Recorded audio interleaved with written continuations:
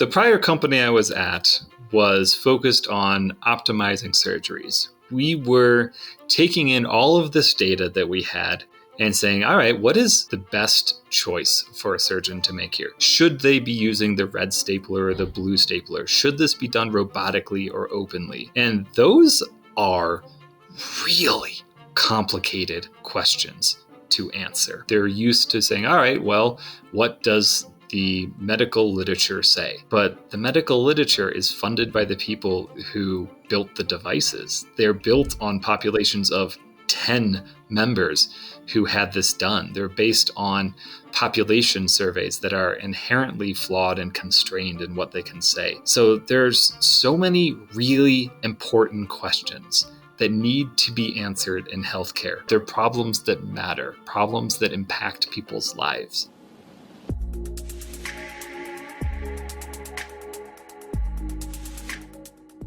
Today, I had the pleasure of interviewing Ben Doremus. Ben is a leader in the healthcare analytics world with a broad background in data, engineering, and management. His communication skills were refined during a decade as a 3rd through 12th grade STEM teacher and teacher of teachers. After the stint in public schools, he found a new niche by blending his leadership experience with expertise in data science and engineering for healthcare analytics startups. In this episode, we learn how Ben transitioned from teaching to data, what he learned from transitioning to a CTO role, and a bit about his strong feelings towards data contracts. I hope you enjoyed this episode. I know I did. So Ben, thank you so much for coming on the Ken's Nearest Neighbors podcast. I am very excited to have you in today. I'm pumped to be here.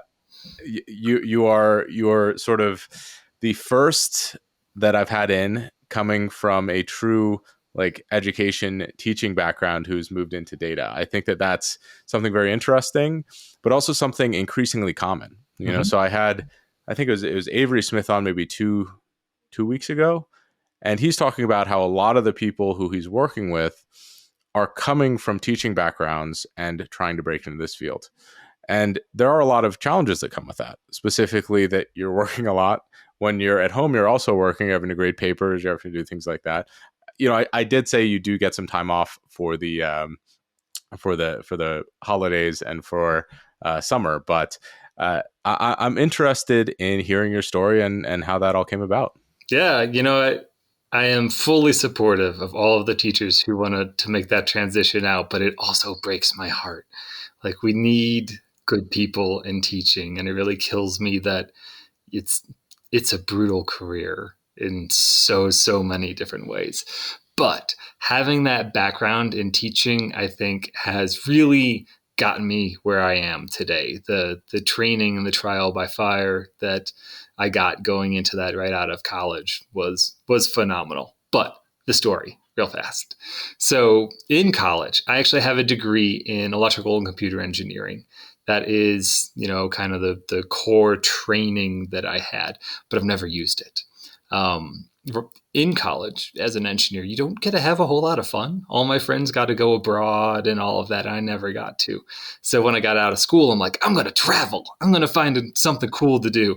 So I got a job teaching computer stuff in a American school in Italy. And I was like, this is great. This is going to be the way that I fund my travels around Europe and find myself and all of that. And it was a great way to, explore who I was and learn about myself inside of another culture. But it also really got me hooked on teaching. I really, really loved it. So when I came back to the States, I decided that was going to be my gig. That was going to be what I did. So for about a decade, I did teaching. But if you're a teacher with a degree in electrical engineering, they start throwing everything that has a power button at you and asking you to fix it while also being a teacher. So I was a system admin pretty much everywhere that I was at, running the school networks. I worked at a variety of small classical charter schools. So they always will use every skill that you have.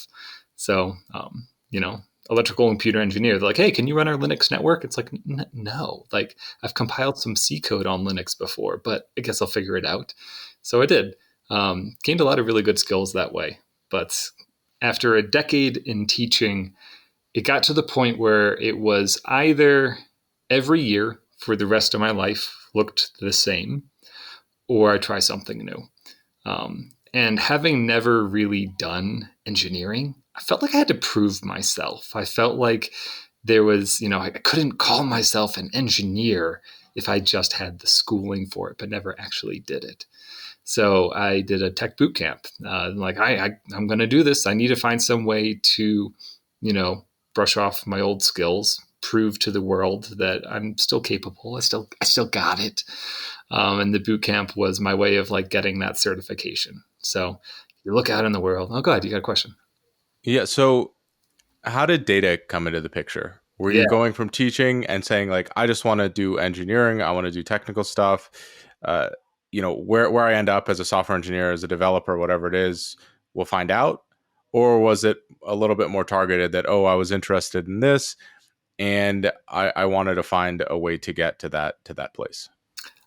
I I was exploring. When I first decided that I wanted to make the jump, I'm like, well, what are my options? Do I go back to embedded devices? Do I do, um, you know, IC development? Like, what do I do? And I was looking at the things that I really loved. I am a total Excel junkie, total nerd. I love everything with Excel. I'd been doing that stuff forever. I loved software engineering, which is something that I did in undergrad.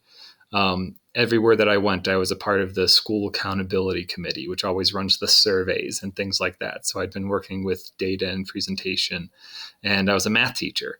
I'm like, well, all of these things kind of line up with this fancy new thing called data science that's out there. And all of the boot camps were popping up at that time too. So it was a great convergence of, data science emerging as this new thing out there, an alignment with all of my interests, math, science, um, computer programming, like all of that seemed to just point me in the direction of data science. So it lined up well. It pointed me straight to that boot camp. Fascinating. And so I've sort of a two-parter here. So the Mm-hmm. first is, what did you love so much about teaching that got you hooked in the first place? Before we dive into all the data stuff, I want to understand that a little bit better, Yeah, because I feel like if you can find something you love in the first place, you find artifacts of that in other things that you do, or it's just easier to identify things that you enjoy in the future, yeah, right? Like you learn that about yourself. it's true. It's true. There's two things I think that really hooked me on it, and the first, I say this often, I have delusions of purpose in my life. You get one shot at life here, and I feel like if I'm going to spend X hours of my life doing something, I want it to be for something that matters, something that actually improves the world a bit. So that definitely fed my ego. Being a teacher, being like, I can make a difference, I can help people. And I really enjoyed that. I still enjoy that. Any chance I get to help people and work with people, I'll take it because it's fun. It's a blast. That was a big part of it. And the other part was something that I didn't realize until just a couple years ago. Have you ever done one of those like strengths finders tests or something like that? I'd never really done one before, but we did one in my old company and we reviewed it with our mentor. We had our boss and our mentor, and they were different people, and that was actually a really great setup. Um, I had stacked myself very strongly in the tech side of things. I viewed myself as a very strong individual contributor. And when I reviewed this with my boss, she was like, Ben, I agree with you. You're good at those things, but that's not the strongest strength you have. And she told me about the leadership skills I had and my communication skills, things that I kind of took for granted. But that conversation really forced me to reinvent the way I thought of myself, which was hard, actually. But it's one of those things where you look back on and you're like, there's a consistent storyline in my life that I never saw before, where I find places to lead groups. I find places to organize people and support them. And that has been a core part of myself since I found jobs in high school. Even back when I was teaching canoeing and kayaking, I gravitated to the places where I could take people younger than I am and teach them how to be canoe and kayak instructors. And just at every point in my life, that is something I found myself doing, even though I didn't realize in myself that was a pattern. So teaching to me really combined those, my need for purpose, my need to do something that matters, as well as my enjoyment of supporting other people and all of that. Well, I think it's very fascinating how our environment can shape our beliefs about ourselves. Yeah. So I might be speculating, but as a teacher, you're probably the person that had the most engineering experience. You're the technical guy, right? Had, Compared to all the other teachers. And so in that's how I tell comparison, myself. yeah, and in comparison to other teachers, every teacher is leading a classroom. Every teacher is, doing activities and doing these types of things that are bringing communities together. Yeah. So, like, in that specific domain, you probably weren't indexing as hard on those skills that you're describing are so valuable.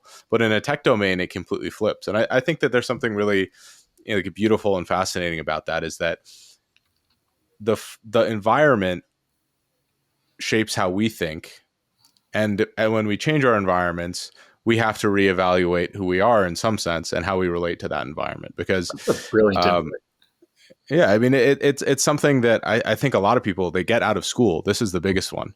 And they're a straight A student, and then they go into a new domain, and then you're not graded in the same way. There are completely different constraints on what success means, and Yeah. so like, it's really important to have that introspection. Is whether it's later, whether it's earlier, but you can identify that in yourself now. It's like, oh, this is what this is actually what I like. It's not a strength or a weakness. It's just this is a pattern that I've seen, and it might have been overshadowed earlier. Yeah. And it's always nice when you have leadership that can tell you that when you can't see it in yourself.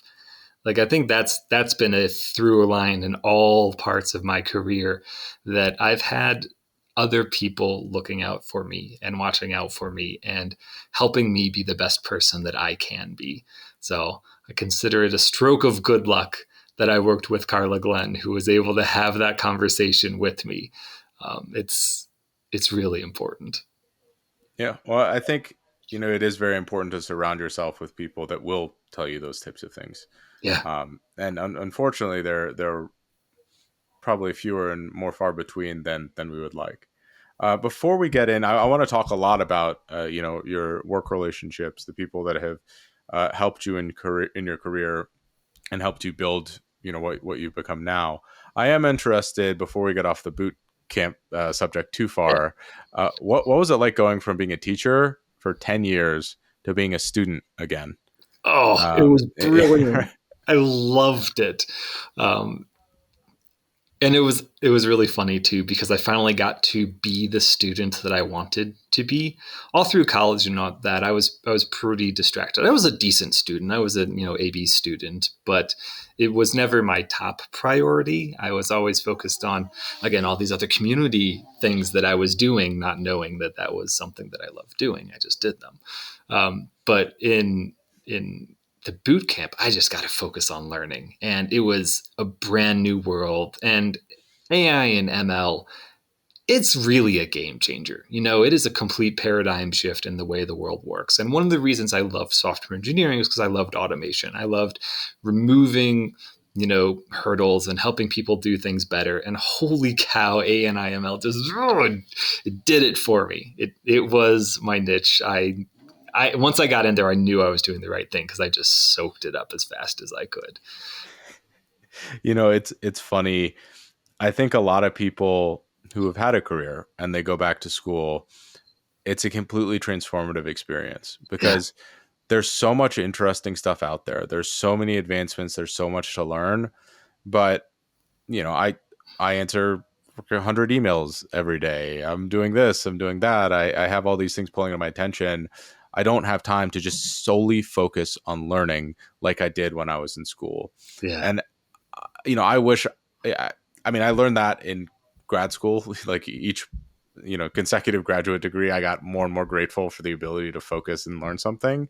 Yeah. But I wish I had that, even as a high school student, a middle school student. It's like, you have time to, like, actually just learn, and you can learn a lot of what you want, right? It doesn't Mhm. have to be, you have this dedicated time where you can do this. Whereas now, I have so many competing things that like I just wish for that. I wish I had Yeah. 2 months that I could take off and just like go nuts on, like, I don't know, learning about Transformers or something like that. And Uh, one of the it, coolest things too about it is surrounding yourself by other professional adults doing the same thing. Like it really feeds on itself when you get a good class of peers and everybody realizes how privileged we are to be in the situation. Everyone's taking advantage of it. And with the boot camps in particular, everyone's there because they want to make a change in their life. Everybody's striving for something new and better. And it's so cool. I still hang out and talk to the people that were in that boot camp. This is like 5 years ago. We still get together every now and again and just have lunches and chat with each other and stay up. It was a transformative experience.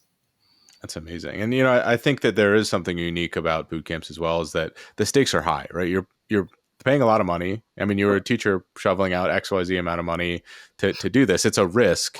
And you really want to capitalize on those risks if you're going to take them. I recently released the course that I wish I had had when I was starting out in the data science domain. It's called The Machine Learning Process from A to Z, and I partnered with 365 Data Science to build this. I also worked with my good friend Jeff Lee, who's one of the most impressive data scientists I know, to get all of the implementation correct. This course is special for a couple reasons. So first, it focuses on the machine learning process. So you go from ideation to data collection to exploratory data analysis, all of the steps to building and implementing a data science project. It's all taken care of for you. We don't focus as much on the algorithms. This is all about getting a project out the door. Next, we've also open sourced all of our code and all of our examples on GitHub and Kaggle. Those are very easily accessible to everyone, including those people who just maybe want to see those and don't want to pay for the full course. In addition to that, we've included all of the resources that we use to build the course, so you're getting multiple different perspectives on every single concept rather than just our singular voice. I view this course as one of the most valuable things that I've put into the world, and I'm excited to hear what you think of it. I've included a discount link in the description for the YouTube video, as well as in the descriptions on all the other podcast platforms. I'm interested in the actual bootcamp experience. Obviously it did allow you to pivot your career. Is that something that you would, I'm not going to ask if you recommend it or don't, but who are boot camps good for and who are they maybe not good for? Yeah. I would never take a boot camp that wasn't in person because anything that I learned in that boot camp, I could have learned by myself. Would have taken me longer, would have been a whole lot harder, but it could have. That it didn't enable me in any ways that I could not have enabled myself. But the network that came out of it is what made the difference for me. The people I met, the peers I had, my friends, like that has gone a long way. So who is it for? It is for people who can afford it. It is for people who can afford the time as well as the cost. And it's for people, I think, that already have it, already know this is what they want, and have some sort of domain expertise that they can leverage with AI and ML. We had one person who was fresh out of college who took this, and that kills me that you just paid for a 4-year degree and now you got to go take a boot camp because you weren't prepared for like the real world. Like, oh God, my heart goes out to that guy. But I also don't know what he'll be able to offer a new company when he says, all I've got is this training and nothing to back it up. The people who were most successful were the people who had a background in finance, and this is what they wanted to skill up their finance career with, or in healthcare, and they wanted to layer this on top of what they could already do as an analyst there. Like those are the people that had the most success. For me, and transitioning from teaching into where I am today, I attribute so much of that to pure shit luck and the network that I had there. Like the job search that I had coming out was brutal.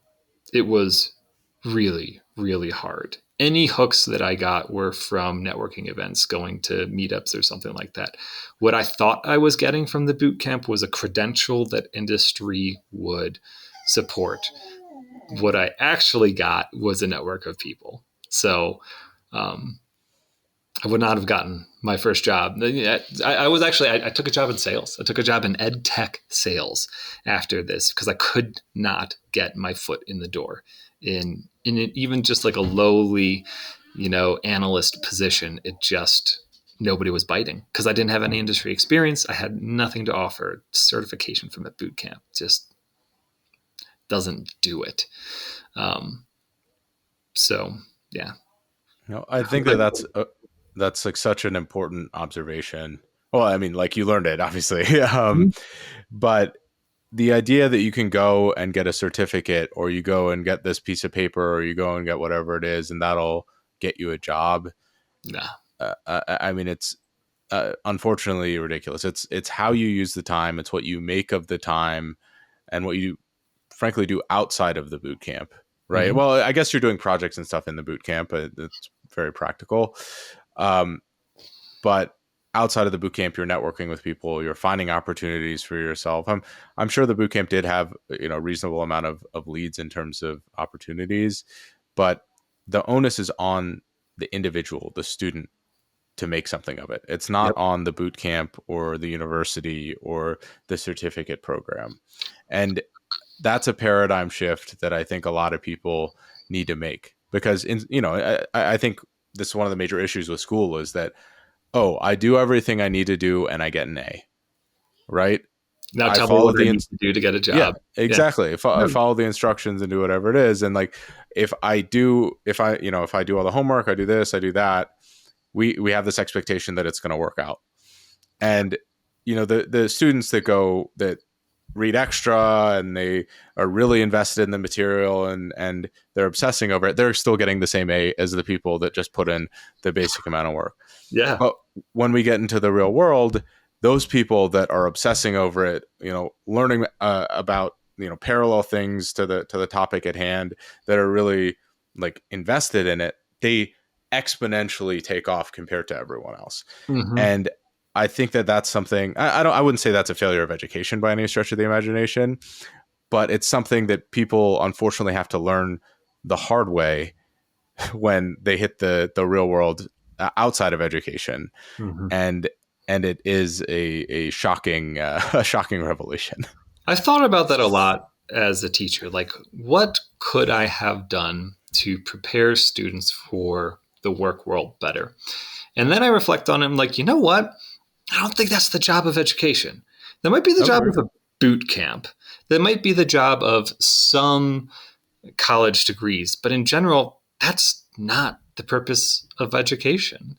You know, it's it's more about preparing people to be a full human, preparing people for how to think, for how to address problems. That's what the best education does. But getting a job, I don't think that's the purpose of a whole lot of education, and certainly not the purpose of K through 12 education. So, I agree 100%. I think it is the responsibility of the universities to prepare you for getting a job. mm-hmm. I think that, you know, I'm actually not a big believer that I am vehemently against that everyone should go to get a university degree. Yes, Right. agreed. I just don't think that from a financial perspective, from an interest perspective, from Time. time and value created in society, I don't think that's a good idea. I mean, there's plenty of really high paying jobs that don't require a 4-year degree, Yeah. that are actually like majorly understaffed in the US. Like Mm-hmm. electricians, there's a massive shortage. Maybe I should check my facts on these types of things, but if Those are someone great has, careers. Yeah. yeah, well, yeah, exactly. If someone has data on this, it would be really useful. But um, But you even know, just looking at software engineering, you don't need a computer science degree to be an incredibly effective software engineer. completely Like, agree. Yeah, it's not just blue collar jobs. Like, there are some places where yes, comp sci matters. There's other places, like I look at data analysts. Like, I would have no problem hiring somebody who has taken some courses in SQL and has been, a internist or something like that, working on the floor, a pharmacist, anything. If you've got some local expertise, something that got you in the door, and then you added a skill or two by taking some online courses. Done, sold. I'm very interested in that person. Yeah. Well, if you think about it, those people are willing to work at it in a very different way. Mm-hmm. They fundamentally think differently than what you were describing, like where education is teaching us how to think, right? Mm-hmm. Those people are, They prove it. have learned, they have learned to think in a different way. And I Yeah. think that that's always valuable to the workforce, to a team. Like, you want diversity of thought and diversity of opinion, because then if you don't have that, you have these echo chambers that are not good for getting it. Well, they're good for getting things done. They're just not good for getting things done well, Yeah. right? Which Exactly. I think is very fascinating. So I'm interested in how you actually did land that first job Mm-hmm. in data, like a real data. Yeah, I mean, not that you're No, I like hear a you. real data job. Yeah, Yeah. not necessarily on the sales side. Somebody took pity on me. That's how I got my first job in data.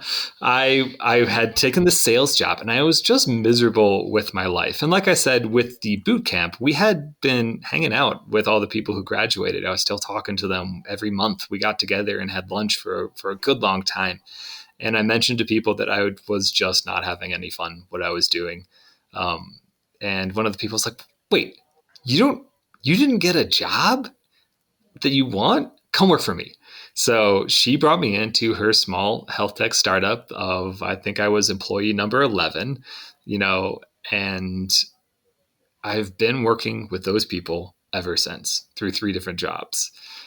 Just I cannot thank that one person, Jordan, for taking a chance on me and saying, "Yeah, I think this guy's got potential. He's underutilized right now, and we could use him." I came in as a what was it, a data operations analyst, just straight up data monkey. They were throwing SQL jobs over to me, and I'm like, "Oh God, I'm never going to run this query again in my life. I'm going to write some automation that does it for me," and was just able to build on it and build on it and build on it. But everything came back to the network of friends that I made in that boot camp who were looking out for me and helped me out when I could not land a job otherwise. Uh, you know, Again, I think that is so powerful, that the network of friends. And we talked a little bit offline about how a few people in your life usually have a disproportionate impact on the outcomes of your life, positive and negative. If I have a friend who's a drug addict and they get me involved with drugs, that one person Yeah. is essentially like, I wouldn't give full responsibility because you're involved, but like, they have a large impact on the direction that your life went. Yeah. On the other hand, if you have a friend like your friend Jordan, where she was able to get you this opportunity, and it started this sort of avalanche of upward mobility, opportunity, whatever it might be, that to me is incredible. And I also think that there's something beautiful in that, in the sense that she probably knew you better from the experiences you've shared, that allowed her to say that this wouldn't be a risk to the company. This wouldn't be a bad thing to do. Mm-hmm. It's because you invested in those relationships that you were able to, well, in some sense, you were able to transition like you did. And a lot of the times we write off people because they're not necessarily valuable to us right now, right? And we're not invested in like creating relationships. We're not invested in like having friends. Some people get really, really nose down career motivated. And I don't think, there's very few people whose careers have not been like completely changed by other people. Right. Yes. And maybe someone who's like drop shipping, doing whatever it is by themselves. But I think we under evaluate that so much. And it's really important to foster those relationships, continue those relationships, identify the people that are you're going to bring up and that are also going to bring you up, because they might be the single linchpin that helps everything cascade forward. And you never know who it's going to be, right? You never Yeah. know who it's going to be. So, just, I guess the takeaway is don't be an ass, right? Be good to people. If you're good to people, they'll be good back. And you don't, Yeah. like, it's not self-serving. Like, surround yourself with the people you want to be around and you'll find yourself around those people. I So agree. along those So what? lines too, it's fun Yeah. being on the other side of the fence now. So now being a CTO, it's like, well, how can I empower people in the same way that other people looked out for me? Um, I was talking to one of my old students, somebody that I taught Algebra 1 to a number of years ago. She's in college now. She's junior year and she's looking for internships. And I'm like, wow, I think we can make this happen. So I'm now able this coming summer to offer an internship to one of the brightest, most motivated, kindest people that I taught in high school. And it's like, I don't even have to interview her. You know, I did a year-long interview with her back in high school. I know her character. I know her intelligence. I know her capabilities. So this is going to be great for me, for my company. I get to put my teaching hat back on, which I'm delighted about. And it's an opportunity for her to get her foot in the door in the data and analytics space, in healthcare, to try this out. And it's like, I can finally start to pay this back a little bit. Well, again, it and it's not like a selfless thing, right? Like I would love to work with her. She is brilliant. So it's going to be great for us to bring her in. So like you said, you never know, but you should foster meaningful relationships everywhere you go. It makes life better, right? Like screw Yep. career progression. Like it's just a great way to live your life is helping people and then trying to find ways to surround yourself by the people you appreciate. Yeah. Well, I also think it's easier now than ever to do that, which Yeah. is a sort of beautiful thing too, is that through the internet, we can find more people that have shared vision, shared interests, shared values than ever before. If I go and I walk into a random store, that's not exactly where I meet all my friends, but the odds that anyone that I would meet there, um, So, the odds that they have anything. Let's take a school example. Like I last night was meeting with one of my high school friends, hmm, and he has some shared values, has like a more similar worldview to me than 99% of the rest of our class. yeah. And it's like a 1 in 100 that you find someone that has that in being in school with you. That's pretty low on the internet. Maybe it's 1 in 100 still, but you have access to 100,000 different people, and you can find these people that really resonate with you, that you want to help grow together. You want to foster, or they want to help foster your career because they see something special or valuable about what you're doing. I mean, look at this. And Like, so in what world would I be able to be chatting with this brilliant guy who lives in Hawaii who does similar things to me, right? Like, what a cool world we live in. That brilliance pushing it, but but I you've got appreciate a it. lot you put out there. It is great. You do many good things for this world. You are I appreciated. I genuinely appreciate that. Although one thing I could do better on is being on time. When you were talking about the Oh, thing, you were talking about like treating other people with value and all the stuff, and I was like, I was an hour late to our meeting. dude, it's not something that matters, right? Fair That's enough. fine. Fair enough. And being a Um, good human, you can get away with that stuff. People know your heart's in the right place, you know? yeah, that is true. It usually is. Hopefully it'll always continue to be. That's the important thing. Yep. So, you know, talking about people that you're in this position to essentially pay it forward and have it come full circle for one of your students. Yeah. What other people have really influenced your career, and how so? I mean, we talked offline about how really good leadership can make so much of a difference, and Mhm. how has that played into your career? So, working through the pandemic at a remote company was amazing. It was fantastic to watch how leadership handles some of the hardest challenges that any company can ever go through. It's just been a masterclass in leadership for me to watch the way that some of these people that I worked for handled all of this. It's been so like there as like a discrete concrete example of what do I get out of great leaders. Well, I can watch them be great leaders and see exactly who I want to be and how I would want to handle things.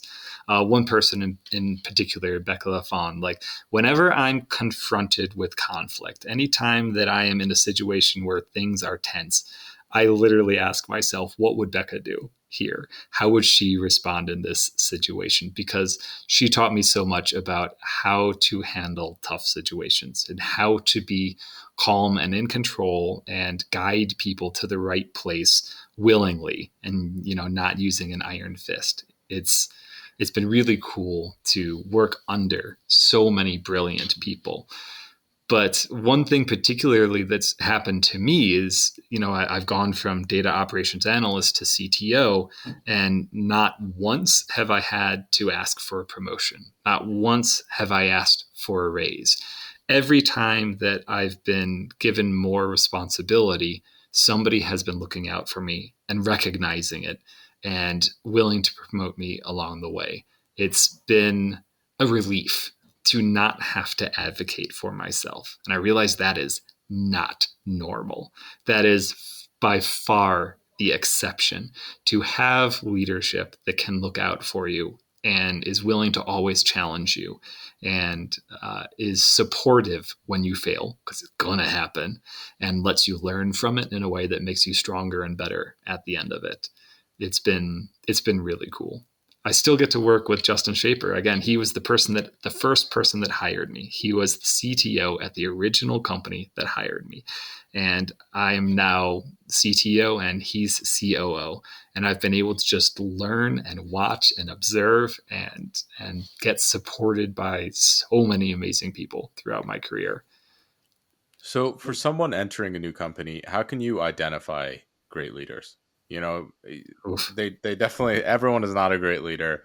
Yeah. But I also feel like if you're going into a situation and you could say, hey, this person on this team, if I work for them, I know I'm going to be valued. I know the XYZ is going to happen. Or if I work for this other person, Mm-hmm. my career is not going to go too great. Like, are there any characteristics that you can point out to help someone that's maybe new to the work world, Yeah. how to find these people? It's really easy to see who crappy leaders are, right? People who take advantage of your work, who put their name on things that you did. Like this, that's super easy to see the red flags. I think there there can be problems with attaching yourself to a person though. I look at some of the people that I've gotten to mentor, and some of them were just in situations where I couldn't help. Their role did not have upward progression. It was not a place where they could thrive. The best thing I could do was be straightforward with them about that and be like, hey, like, you're a rock star. You are working your tail off. Everyone around you supports you, but you're not going to get into a management role from where you are at this company. And that's hard. That's hard, right? Because it's like I want to be supportive for these people, but you can just see that they're stuck and they're going to remain stuck, and it's not their fault. It's not their boss's fault. It's just the nature of the job they're in. So how do you find good leaders? Hopefully it's people that are transparent with you like that, people that can see the forest for the trees, can see where you're going even when you can't see where you're going, and support you no matter what the choices you make at your company or elsewhere. It's That's complicated. awesome. Oh yeah. Well, so I was watching an interview with Mr. Beast the other day, Yeah. and I never thought my hero would be younger than me. Uh, but the way he talks about people and like having to fire people and doing those types of things that just don't work out Mhm. was was unbelievably mature for a freaking 24-year-old, right? Essentially what he was saying is that, look, like, he's not hiring bad people. He's hiring people that, maybe the vision isn't the same, maybe it just doesn't work out, but he wants the best for them. And when people exit, he tries to find them opportunities that, as good opportunities as possible for them. And the cool thing is, when you work with people, you get to see what they're good at and what they like and what they don't like. I don't think that there are very many people that are just bad workers or bad at their job. They're Right. just not good at necessarily the job that they have. And Yep. there's probably a job out there that has a lot less of the stuff that they're bad at and a lot more of the stuff that they're good at. Because if they got hired, they have to at least be good at something. Maybe it's just interviewing, but then they could be an interview coach, right? Like Yeah. there's something like inherently valuable, and all these people, especially if they're applying for these tech jobs, they have to be good at something to Mhm. land one of these jobs. It's just finding that match. And I think so many people get mismatched, or the role doesn't match up to what their skill set is or what they think it is. And a lot of the times the option is just to find something that's a better match, and you Yeah. have to experiment a little bit for that. And sometimes people's skills aren't what they think they are as well.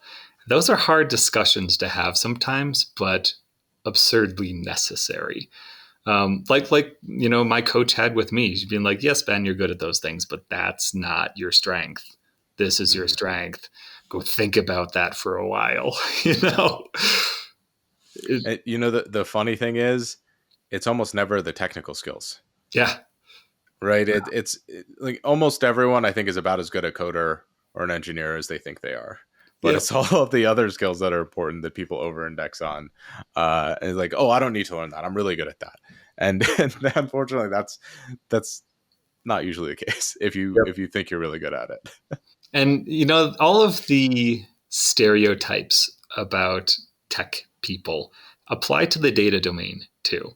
You can't be the lone wolf coder living in your own world, not worrying about how you talk to other people and how you communicate your results, like especially in data.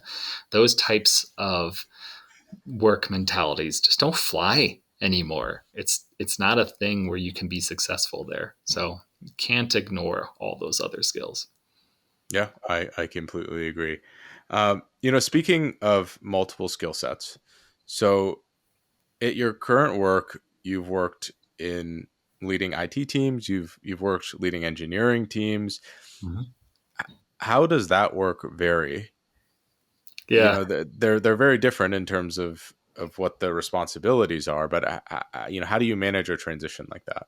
Yeah. So there was actually one point at which I had two data engineering teams that I was leading. And this funny thing about data engineering is that title means absolutely nothing once you reach the real world.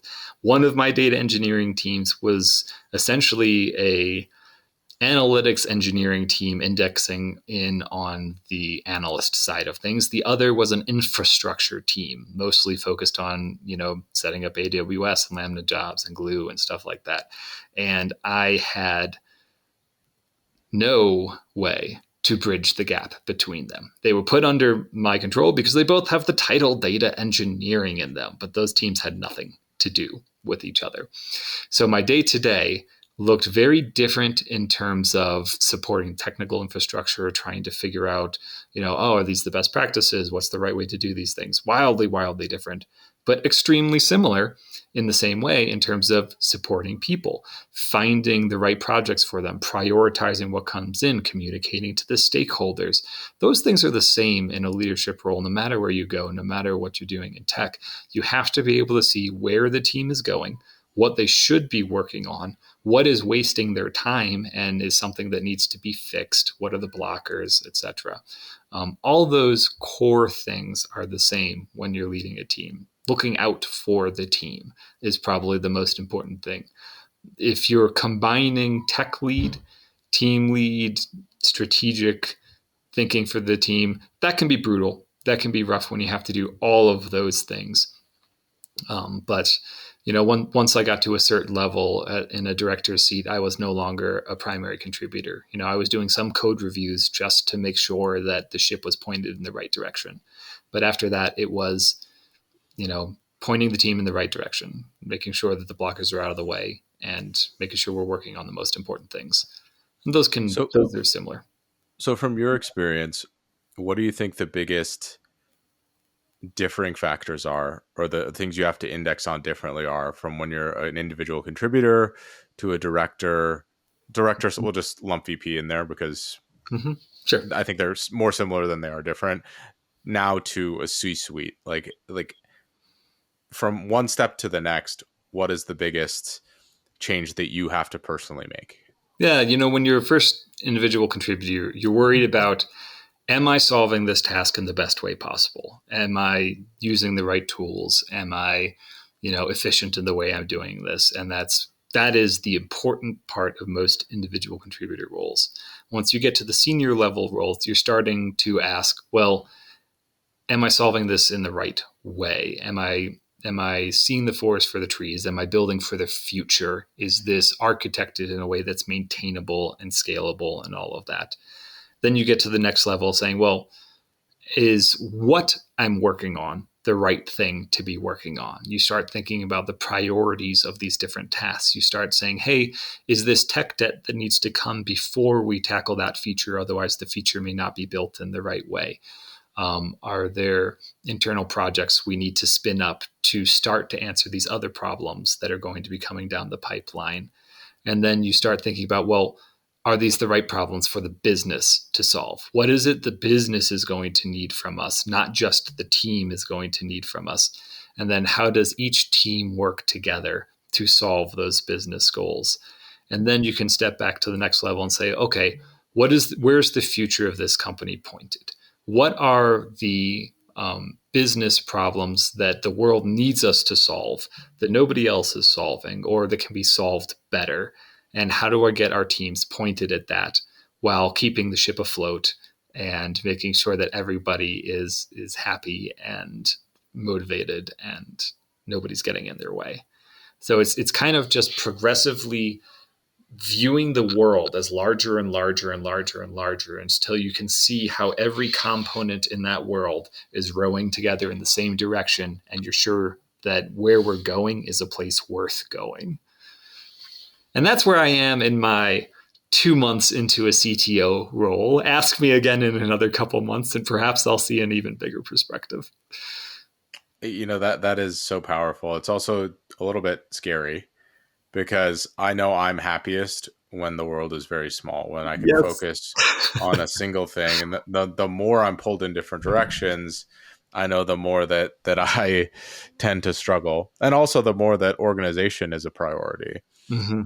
It's nice if I can just focus on coding something up and I don't have any other responsibilities. This is sort of like that school metaphor. What we're talking about in Mm-hmm. school is that I can focus on just learning.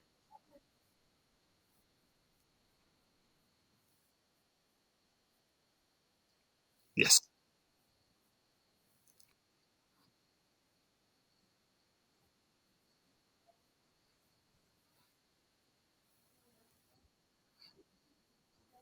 Yeah. Can do when you have so many competing priorities. Yeah. So when I'm looking at a technical problem I'm trying to solve, I try to find the point of irreducible complexity. Like, what is the simplest problem that I can solve here that has an impact? And then how can I build on top of that? And that's how I would say I approach generally most technical problems. Like, just simplify the problem down as much as you can and then tackle that. But once you get into systems problems, once you get into, correlated problems that everything is tied together and now you're building a system out of it, a lot of that comes down to trust of other people and be like, okay, here's your problem to solve. I need to tag out on this one. I don't know how you're going to solve it, but I trust that you'll be able to do that and delegate that out. The teams that I work on right now are a mixture of technical teams and healthcare coders, like billing coders, and clinicians, nurses, and things like that. And the skill sets that we have spread across us are really, really diverse. But it is wildly important that every solution we have has every one of those viewpoints grounded in it. So from my perspective, when I've got a series of problems coming in, I can say, this is a healthcare problem. You need to go to this team to it. Oh, this is a technical problem. You need to go to this team to a team. There's 7 of us, so we're all on multiple teams.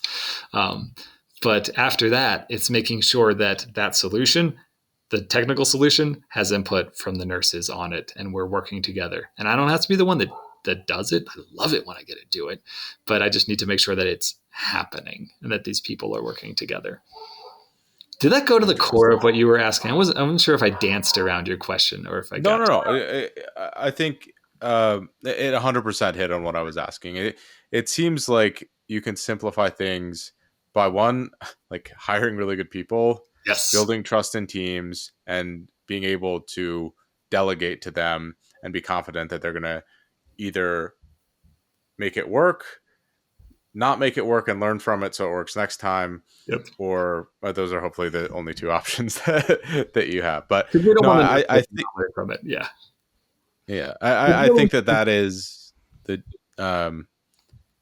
I mean that is reducing complexity to the extreme. Is that Mhm. if branch it out, like you're trusting individual contributors to do something, you're trusting a manager to do something. Um, if there's someone that breaks that trust network, things can go awry. Mhm. But fortunately, especially in earlier teams, hopefully those things continue to grow and work well. And I found my strengths are definitely in small teams. I've now worked at, a company of like 7 and 8, and I've worked at a company where I oversee more like 15 or 20 people. And I like the small teams. When I talk about reducing complexity, some of that too is just having small teams. The mythical man month thing is real. You can't just throw more bodies at more complicated problems and expect to find success because you have more people doing it. A small, high functioning team, I truly believe, can accomplish what large, complex teams would never be able to do. Sometimes you need more people for maintenance, but I don't want to be in those types of jobs. And I don't want to develop the types of projects that require huge teams to maintain them either. So I like the small teams. I like the agile. I like being involved in all sorts of different diverse problems. And I like it where the bottleneck is the number of people, not the complexity of the organization. Well, I feel like what great leadership does is they make even large teams operate like small teams. And we talked, offline again. We had a great conversation offline about Dunbar's number and how once you get to a certain size, essentially it's 250 or 150 or around 200, the incentives change within an organization. And so rather than everyone necessarily driving towards the same goal, at around that number, above that number, people start focusing on what they're going to get from the organization rather than what they can give to the organization. So it goes from, hey, we're creating this really cool thing. We're going to save the world to, oh, am I going to hit my bonus numbers this month? What can I do to get more cred and get promoted? And I'm interested in your perspective as these companies you work and continue to grow. How do you sort of not prevent that from happening necessarily, but how do you mitigate some of the risk associated with just growth? Yeah. Uh, I wish I had a good answer here. And I think I could write some amazing business books should I ever actually figure that out. But I know what doesn't work. What part of the reason I think Dunbar's number exists is because people stop seeing the big picture. They may subscribe to a generic vision. They may understand where the company is going on whole, but they can't really see their place in it, and they don't feel empowered in their place to make a difference. If it's one of the things I love about a small company. Like if I fail, the company fails. Like if I don't perform, there are serious consequences. I can't hide behind the numbers. I can't hide behind a title and say, well, that problem ain't my problem. In this company, if there's a problem, it is my problem. It is the problem of every person to ensure that we succeed and we're rowing together. So that ownership and the empowerment that comes with it dissolves really quickly once you get to a certain size. I think as a leader of a bigger team, if you can find ways to segment the problems and give them to teams and say, this is yours. Don't care how it's solved. It's yours to solve, and the company needs you to solve it. Maybe that would build up that ownership. Maybe that would build up the willingness of people to go beyond just their titles and instead be problem solvers. But I don't know. I don't know that I've seen it done really well once you reach a certain size. Maybe it just can't happen. You look at Google, right? They've got amazing parts of their organization that produce stupidly great things. And then they have parts of their organization that produce stupid things as well. So, like, I don't know, man. I don't know how you do it. Just having the best people in the world isn't enough. Yeah. Well, I think, for example, Google X is a really unique case study Yeah. where they're able to innovate and still create really interesting things, but it is a little bit separate from the rest of the organization. And sometimes you need arm's length to let people be creative. You need to give Mm-hmm. people their freedom, their autonomy, but also hold that accountability still steady. Like if you're not producing stuff at Google X, you're probably not going to be there for very long, right? Right. And is that sustainable for all organizations to do as they scale? Maybe not. Yeah. But I it's look at it's an healthcare. interesting question. Healthcare is such an interesting place to be working because it is plagued by so many problems. Anybody who works in healthcare is going to whine and complain about it. That is a de facto part of being in it. It sucks, parts of it. And part of that is the isolation. I look at, if I was going to point to one core problem in healthcare, it is that you have insurance and you have providers, and they are typically at odds with their goals and what they want to accomplish. I even look at hospital organizations where they are their own insurer. There's a number of these across the United States becoming even more popular because you can make gobs of money if you are the insurer and the provider. But those two sides of house never talk to each other. One of the prior companies I was at, we got data from the insurance side and we got data from the OR suite. And we were able to look at them and say, like, overall, here is what is best for the patient. Here is what is the most cost effective for the insurance company. And here is what provides the best level of care. But it pit those two sides of the house against each other because in one of them, the insurance company was going to have to pay more money for it up front. And they didn't want to pay more money for it up front, even though it had better long-term outcomes for the patients. So just these conflicts of interest are industry-wide, not just company-wide. And it can be really frustrating at times, but those are also opportunities. Yeah. So, I mean, speaking of conflicts, I mean, there's often conflicts with data and ownership. And, if you're on two sides of a wall or two sides of siloed organizations, how people manage data is pretty relevant. You know, we were talking and, you have some thoughts on data contracts. Yes. In some sense, what you're describing, data contracts actually can help with Mhm. when two people are, or two groups or two organizations or two, subsets within a company have differing views on how a single data set should be managed. But Mhm. I'm interested to hear more about your experience with that and your overall thoughts on data contracts. Maybe you should describe what they are first, too, though. Yeah, anybody out there who knows me right now is laughing. Ben has opinions on something. Yes, Ben has opinions on things. So, data contracts, and I'm hoping that Jed Anderson can come on here and just tear me apart in my awful definition of this, should he ever have a chance to get his soapbox. But data contracts are generally a way for different parts of an organization to come to an agreement on how data should be passed between them. And at a really high level, that's their goal, to ensure that it is standardized and there's a technical control around how data is passed from one part of the organization to another, typically from the data producers to the data consumers. In my mind, this is a technical solution to an organizational problem. We spoke before about how do you have a big organization where everybody's rowing together, pointed to the same goals and the same things. Well, data contracts are a way of acknowledging that's a problem and not actually solving the problem, where the problem is organizational maturity and people wanting to actually work together for the same thing. Yes, you need technical controls around these things. But I also think that data contracts, which are the hot topic, right? Like most of the people in the data space are talking about this right now as the golden boy, the silver bullet that solves all your problems. You got crappy data, get data contracts. You won't have crappy data anymore.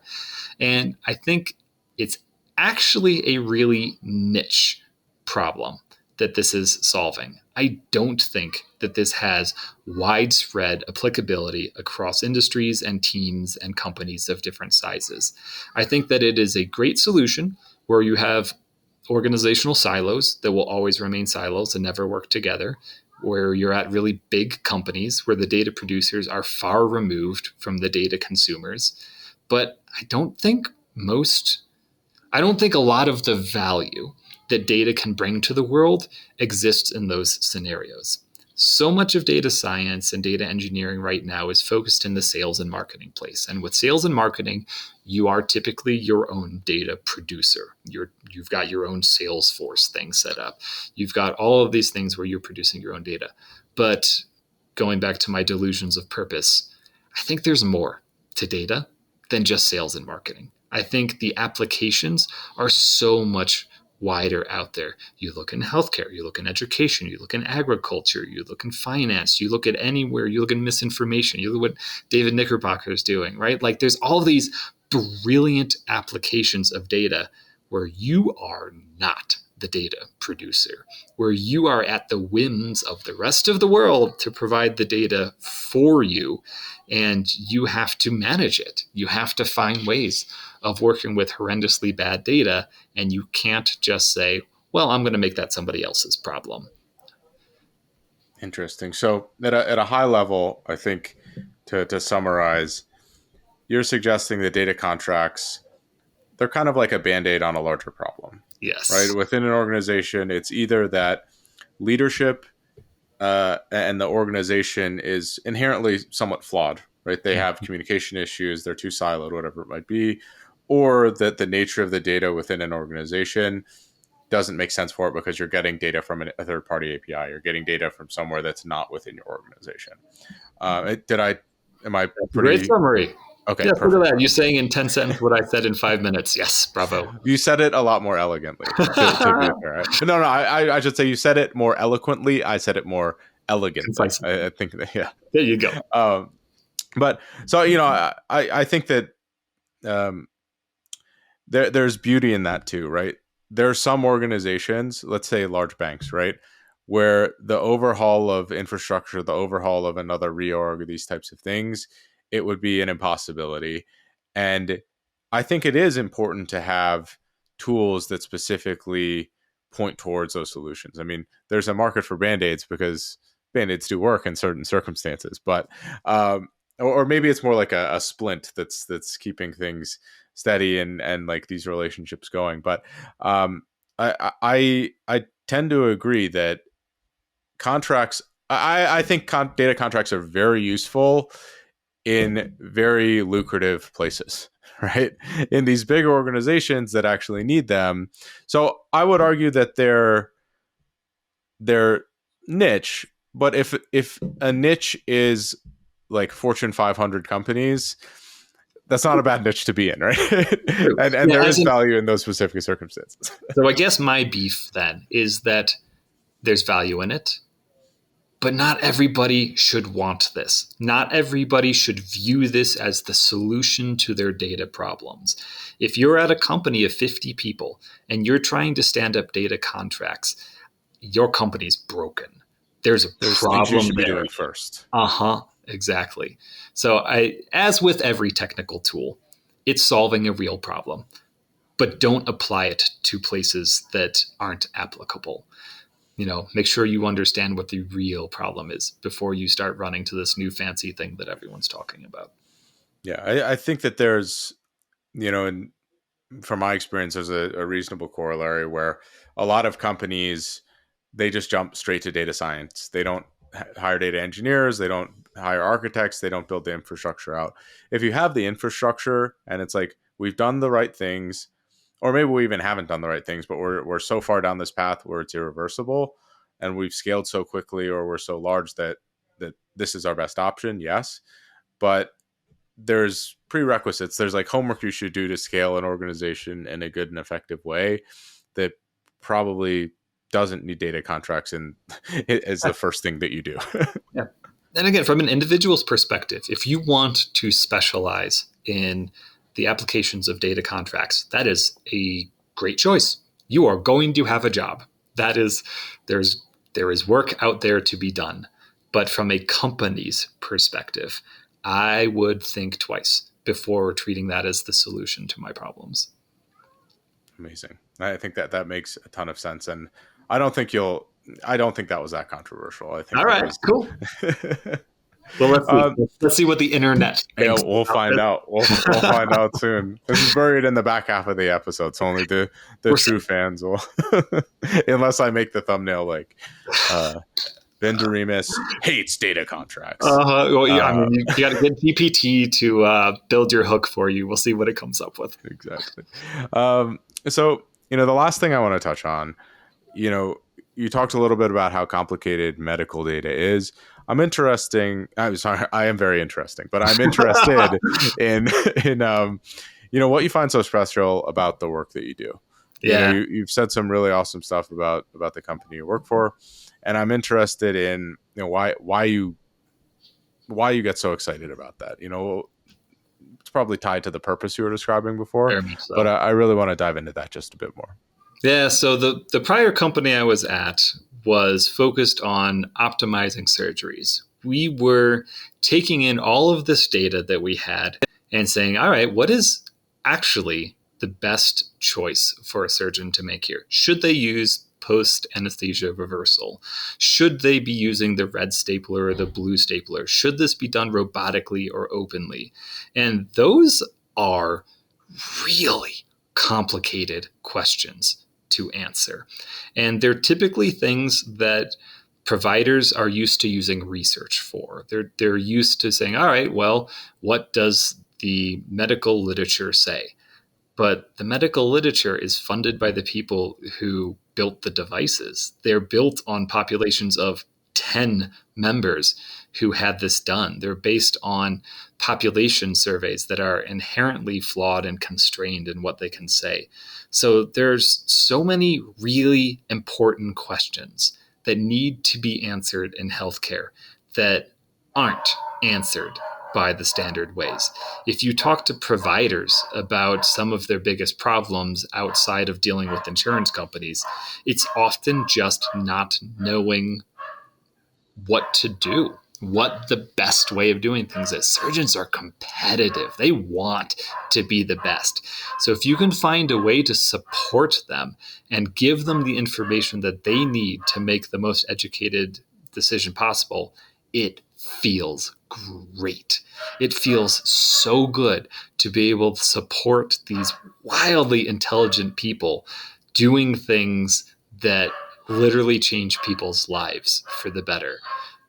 It's so rewarding. And the company that I'm at right now, the whole purpose of what we're doing is finding the sick patients that the medical establishment is overlooking. We're finding the people who have the treatment patterns and the diagnosis patterns that are going to lead them down a bad path, and we can address that sooner. Who wouldn't want to do that, right? Who wouldn't want to support those kind of things? These are hard problems, but they're problems that matter, problems that impact people's lives. And I there's this contrast between wanting to do well in healthcare and actually having to have a business that makes money. And I've been really lucky to be at companies that can do both, things that are profitable and you can actually get a salary out of, and that help solve problems in healthcare that affect patients for the better. I'm not just doing prior auth, which only stands in the way of people getting care they need. There's so many problems in healthcare that are worth solving, that you can find value in, personal value in doing, and that the industry supports as well. I love that everything you've still been able to find purpose and maybe even create larger impact in this second career. Then I mean that's one of the things. So it's interesting. Both my parents, my dad is an oral surgeon. My mother, she was an OBGYN. She's now a GYN. She was a GYN and then she retired. And I remember just thinking about how not scalable their work is. Same thing with teaching, right? Yes, you teach a full class every year, but it doesn't go beyond that. It's a 1 to like few, or one-to-one in the case of a surgeon, with the impact that you can make. But with a single model, in theory, you can, let's look at ChatGPT. You can impact, maybe in not a great way, maybe in a good way, who knows. You can impact millions of people with this essentially one single platform or product. That's more than a lot of doctors can really do over the course of their entire life, or multiple doctors can do over the course of their entire life. And that to me is a very special thing. It is also interesting to think about from your previous work and surgeon tools. I remember sitting at my parents' offices when drug reps would come in, and I would love it because they give you all this free stuff, and like it's a lobbying game, and it's not based on data. It's based on if the rep can sell you on something, and they take you out to a nice dinner and do this and do that, and it's like, so this is Oh, this how is how it they're works. determining. Ooh. Yeah, like, oh, I don't think that's a good thing. I learned that very, very early. So Ben, those are all the questions I had. Do you have anything you want to share? I'll link your LinkedIn in the description of the video, so people definitely go check out Ben on that platform. Anything else listeners should be aware of? So the company I'm at, again, doing some wicked cool stuff in healthcare with data. If you want to tune in to that particularly, we do have our own LinkedIn page where we're putting out what I think is some cool healthcare data tidbits. So sign up if you want it. You will hear my voice in the writing there. It's rather distinctive. And hopefully you all find it entertaining and enlightening if you guys are into that kind of stuff. Amazing. I will link that in the description as well. Perfect. Well, this has been a blast, Ken. Thanks Yeah. for Thank you so much asking for the coming question. on. Yeah, no problem at all. I'm really glad we could do it. Likewise.